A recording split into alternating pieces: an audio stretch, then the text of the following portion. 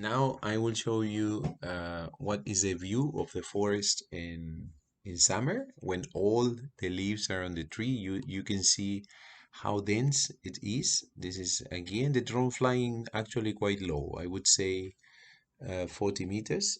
You can see a small plantation of cedar at the bottom. It's a cedar plantation that I did with my students in 2011. So the trees must be now 9 years old.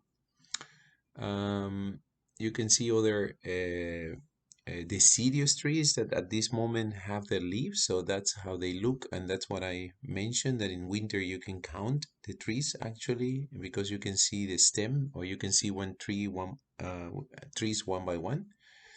But now the canopy is so dense that it's difficult to see how many trees are below the canopy. The smoke that you can see far away is an experiment that we do in the forest every year.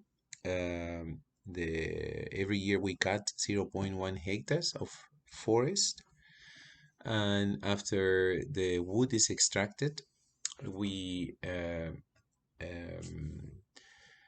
leave or burn, let's say, the branches and leaves that remain in the on the ground, and put more even, so they dried for some time.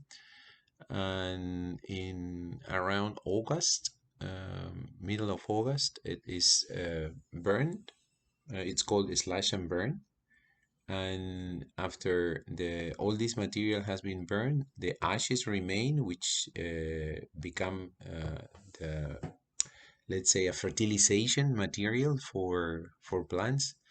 So here we plant turnip rape, which is some kind of radish, like red radish, and this is harvested the beginning of September. Sorry, at the end of September, and we sell this product. It's actually in Spanish. In Peru, we have something called rabanito, which is very similar to that um, um, fruit.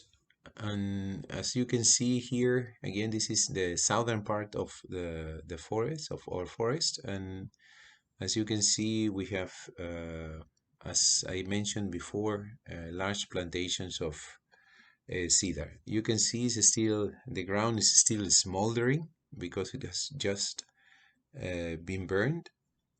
And the seeds are planted here when it is still hot.